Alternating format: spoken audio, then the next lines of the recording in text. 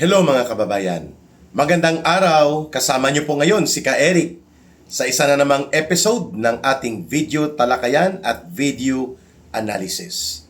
Sa oras na ito ay bibigyan natin ng pagpapaliwanag at mga punto de vista itong isang controversial na naging desisyon ng korte sa Russia kung saan hinatulan nila ng pagkakakulong ang mga prosecutors ng International Criminal Court at pati na rin po ang mga judges ng ICC.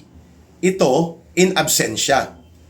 Pag sinabi pong in absentia mga kababayan, ang ibig sabihin po ng in absentia ay wala po doon ang mga akusado. Sila po ay hindi pumunta o hindi nadadakip o hindi na-surrender sa korte sa Russia. Subalit ito ay symbolic ngunit totoong ginawa ng korte ng Russia. Bakit po kaya ginawa ito? Yun ang una nating ipagpapaliwanag. Ang ICC na isang pakialamero at instrumento ng pampolitikang persecution o pangingialam ng mga international na grupo sa Western countries, lalo na sa Europe, ay ginagamit ng ICC as a political instrument to attack, isolate, or persecute ang mga leaders ng mga bansa na mahihina ang kapit sa internasyonal na mga sakop or influence, kagaya ng mga bansa sa Africa na sinasakop ng mga bansang Europa pa rin hanggang sa modernong panahon.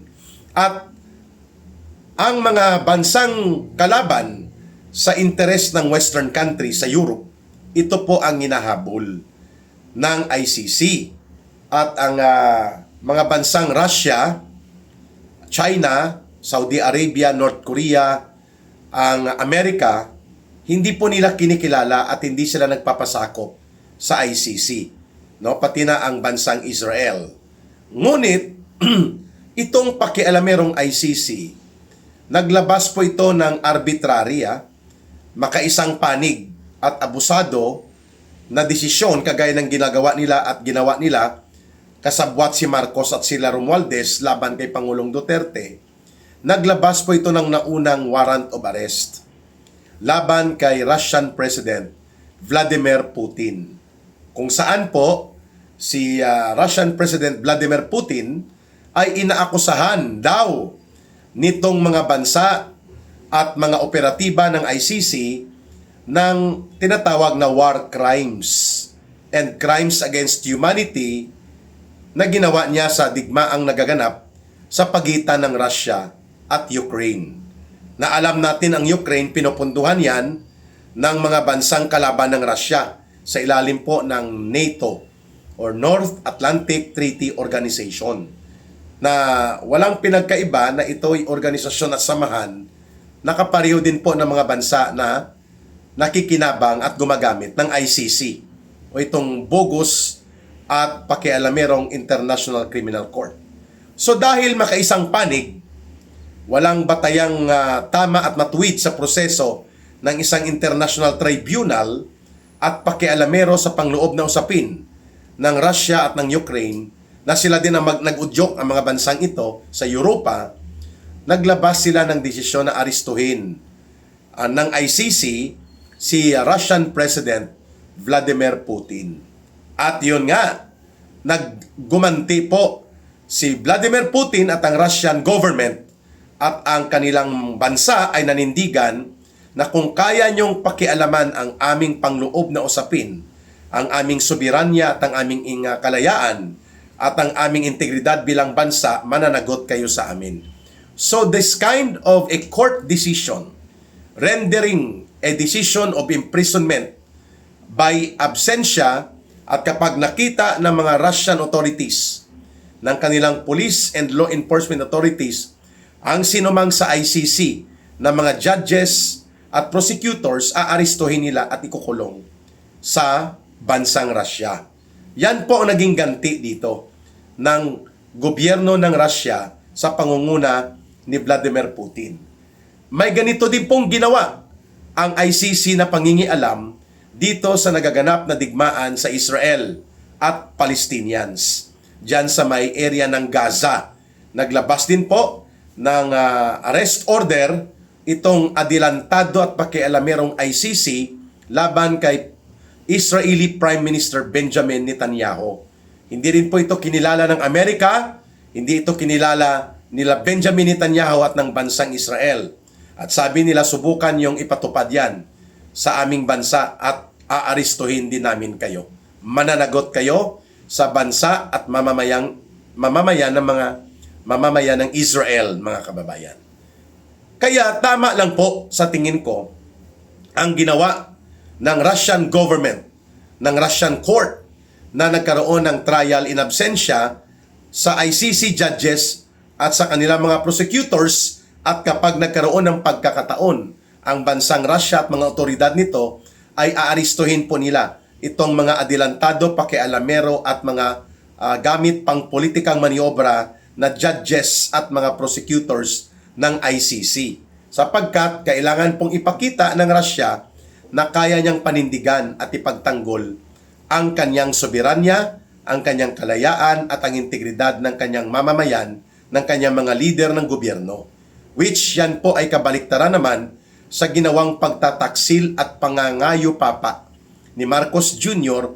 at pakikipagsabwatan upang maipadukot ng iligal, pagkidnap at maipatapon at maipakulong ng hindi makatarungan at hindi makatao ang former President Rodrigo Duterte. Kabaliktaran din po ito sa kayang panindigan at gawin ng bansang Israel na sabi nila, kung gagawin nyo yan sa aming leader at dito sa aming gobyerno na pakikialaman nyo one-sidedly, kumakampi kayo doon sa Palestinians, sa Palestino, sa Hamas, ay kami ay maninindigan din na papanagutin namin kayo sa aming bansa. Yan din ang sagot ng Israel nang maglabas ng bogus na arrest order ang ICC laban kay Israeli Prime Minister Netanyahu. At kaya nga nang mag-travel si Israeli Prime Minister Benjamin Netanyahu papuntang I think Hungary, mga kababayan, ay hindi po ipinatupad ng bansang Hungary ang pag-aresto kay Benjamin Netanyahu. Nakipag-ugnayan sila at kinilala nila ang soberanya ng bansang Israel. At sabi nila, titiwalag na rin kami sa ICC sapagkat nawawala na ang totoong purpose kung bakit may ICC, para magbalanse ng pagpapatupad ng tinatawag na mga internasyonal na makataong batas, hindi para maging political instrument for persecution and political manipulation. Na siya nga nakikita natin dito sa nangyari kay Pangulong Rodrigo Duterte. Pangalawang punto po ng Russian desisyon na ito, ipinapakita ng Russian government at ng desisyon nila sa pagkakaroon ng trial and conviction against the ICC judges at ng mga prosecutors nito na kaya nilang tapatan ng paninindigan at ng malakas na loob upang ipagtanggol ang kanilang mamamayan laban sa pangingialam at panggigipit ng mga bansa sa kanlurang bahagi ng mundo dito sa Europa, at ipakita na ang ICC at anumang puwersa na sumasalungat at nangingialam sa pangloob na usapin ng isang bansa ay dapat papanagutin. That is the message. Very clearly na idiniliber po nitong desisyon ng bansa at gobyerno ng Russia sa pamumuno ni President Vladimir Putin na i-convict sa isang court trial, and this is the first time na mangyari na ang isang international tribunal ang kanyang mga instrumentalities kagaya po nitong ICC, mga judges nito, ang kanyang mga prosecutors ay ipapakulong, kinonvict sa korte ng isang bansa na pinapakialaman nila. How we wish na gayon din po ang gagawin ng Pilipinas, na ang pagpapadukot na ginawa ni Marcos dito sa ating dating presidente, kapag napalitan na si Marcos at wala na sila ni Romualdez at sila ay hinahabol na sa batas at katarungan dito sa ating bansa, ay papanagutin din po ang ICC. We need to have that kind of sovereign action the way the Russian government, the Russian people stood their ground against the interventionist na uri ng pangingialam na ito ng operations ng ICC. Yan po ang pangalawang mensahe ng gobyerno ng Russia na hindi nila papayagan na gagapiin at pakialaman o kaya ay dudukutin ang kanilang mga leader o ang kanilang mamamayan. Aba, mas matindi pa sa Amerika. Mayroon pong tinatawag na The Hague Invasion Act na kapag ang isang international tribunal kagaya po ng ICC ay makikialam dito po sa tinatawag na mga pagkakasangkot o pagkakadawit sa anumang mga pang-internasyonal na mga paglabag sa sino mang opisyal, mamamayan o sundalo at opisyal ng sundalo ng Amerika ay kukunin nila doon sa detention center ng ICC at sa custody nito. Yan po ay nasa batas ng Amerika na tinatawag nilang The Hague Invasion Act. Mas matindi po yun, ano? Ito rin, matindi rin itong naging desisyon ng Russia na huhulihin nila, ipapakulong nila ang mga ICC judges and prosecutors. Sapagkat yan po ay seryosong mensahe na ang kailanman hindi pwedeng ipagkanulo at ipagtaksil at hindi pwedeng ibigay na lang na nakaluhod ang soberanya at kalayaan ng isang bansa na siyang gustong sakupin at pakialaman nitong adelantado at sindikato na uri ng pagkakaroon nitong existence ng ICC. And again, mas matindi din po ang banta ng Israel. Sabi niya, subukan yung hulihin ang aming Prime Minister at mananagot kayo sa amin sa bansang Israel. Itong kolokoy na newly elected mayor ng New York, nakialam din, sabi niya, pag pumunta at pumasok sa New York, sa state of New York, si Benjamin Netanyahu, aaristuhin niya at i-turn over daw sa ICC. Sabi ni Donald Trump, subukan mong gawin yan at ikaw ang ipaaresto ko. At subukan mong gawin din yan, sabi ni Prime Minister Benjamin Netanyahu, at may kalalagyan ka. Kasi leftist communist po ito, pro-communist, pro-socialist po, ang nanalong mayor ngayon sa New York City. Sa New York City. Okay. So, may governor pa yon, hindi naman sakop ng New York City ang New York State. No? Under lang siya sa sila sa isang estado.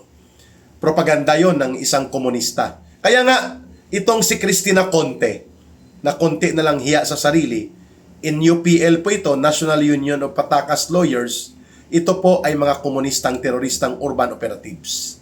At sila po, kasabwat, ang mga operatibang kagaya ni Trillanes, ni De Lima, at ni Hontiveros, at ni Boy Tartar Lamas, Ronald Lamas, Boy Tartar, na hindi marunong mag-toothbrush, sila po ay magkakabalahibo na ginagamit nila as instrument of persecution against strong rule na mga gobyerno na kagaya ng ginawa ni Pangulong Duterte, binabalikan nila. Dahil itong bugok at tarantadong gobyerno ni Marcos at Romualdez ay kasabwat ng mga komunistang terorista, hilaw na komunista, at pati na rin po ng mga operatiba ng yellow and pink zombies na oportunistang mga politiko. Kaya yan ang nangyari kay Pangulong Rodrigo Duterte. But the question is, itong pangatlong punto natin, pwede bang gayahin ng gobyerno ng Pilipinas na magkaroon din ng trial and absensya laban sa ICC at sa mga prosecutors nito na kapag pumasok sila sa teritoryo ng Pilipinas, aaristuhin din sila at ikukulong sa ginawa nilang iligal na pagpapadukot at iligal na pagpapakulong ngayon kay Pangulong Rodrigo Duterte. Pwede po yan kung ang gobyerno ni Marcos at Romualdez ay mapapalitan ng isang matino at maayos na panggobyerno na malakas ang loob na manindigan na kayang ipagtanggol ng totoo at sinsiro ang soberanya at ang kapakanan ng ating bayan at hindi tayo kahiya-hiya na sariling gobyerno natin mismo ang nagtataksil, nagtatraidor sa kanyang mamamayan at nakikipagsabwatan pa sa mga alipores na sindikato sa internasyonal na antas kagaya po nitong ICC. So pwede po maging aral ito sa iba pang mga bansa na labanan at tutulan ang pangingialam at mga maniobrang iligal at pakialamero sa soberanya ng mga bansa na ginagawa po ng ICC. At ito ay isang aral na kapag ipinilit mo ang mga pangingialam at ang pagsasamantala sa poder mo, bagamat wala ka ng kapangyarihan sa mga malayang bansa na ito, ay ipipilit mo pa rin ang iyong otoridad kagaya sa Pilipinas. The ICC is already a bogus entity since March 2019 sapagkat nag-mature at naging full implementation na po after 1 year na nag-withdraw tayo sa ICC noong 2018. Wala na po tayong anumang natitirang treaty obligation sa ICC. Subalit, ipinagpatuloy po nila Marcos at Romualdez at ng mga tauhan nito ang illegal na ginawa nilang pagpapadukot. Cross-border kidnapping. Tantamount and equivalent to extraordinary rendition. In simple words, pagpapadukot. Illegal po yan sa ilalim ng international na batas at kasunduan sa tinatawag po na the International Covenant on the Protection of Civil and Political Rights na signatory ang bansa at gobyerno ng Pilipinas. Subalit hindi po yan sinunod. Pangalawa, sa Universal Declaration of Human Rights. At ngayon po, patuloy na illegal na ikinukulong si Pangulong Duterte dahil ginamit ni Marcos at ng mga komunistang kaalyado niya at mga oportunistang politiko ang poder nila. Natatakot sila na makabalik sa Pilipinas si Pangulong Duterte para mag-inspire ng malawak na pagkilos at pagtindig at paglaban ng mamamayan sa bulok at magnanakaw na gobyerno na pinamumunuan ng sindikato ni Marcos at Romualdez. Kaya nila patuloy na iligal at hindi makataong ipinapakulong si Pangulong Duterte. At ngayon, inaatake nila at ginagamit pa rin ang ICC pati ang mga kaalyadong senador ni Pangulong Duterte para mabawasan ang numero sa Senate. Like si Senator Bato de la Rosa, na pilitang magtago at mag-sidestep to secure his safety dahil dudukutin din po siya ng ICC kasabwat ang gobyerno ni Marcos at Romualdez, bagamat senador siya na aktibo pa at nanunungkulan. Walang anumang proteksyon na naibigay ang pamunuan ng Senado sa kanya. Ganon din po ang patutunguhan na tinatarget nila si Senator Bongo. Nagsalita na dito ang isang operatiba, special operator at mercenary operations personnel ni Marcos at Romualdez, si Trillanes, na isusunod na daw ang warrant of arrest ni Senator Bongo. So dalawang senador ang target nilang gamitin ang taktikang pagpapadukot at ipapatapon sa ICC kagaya ng ginawa kay former President Duterte. Nakakahiya ang kaganitong kataksilan ng gobyernong Marcos at Romualdez. Kaya nagpapasalamat tayo na ginawa po ng Russian government sa pamumuno ni President Vladimir Putin ang ganitong uri ng trial in absentia with decision of the court to convict na ipapakulong at uhulihin at paparusahan sa kulungan ang mga pamunuan ng ICC na mga judges at prosecutors. Because this will inspire the free nations. This will inspire the people and the sovereign nations to stand up against the bully and like an international syndicate for political operations and persecution na ginagamit ng Western nations sa Europa, lalo na itong kasindikatuhan ng pakialamerong International Criminal Court.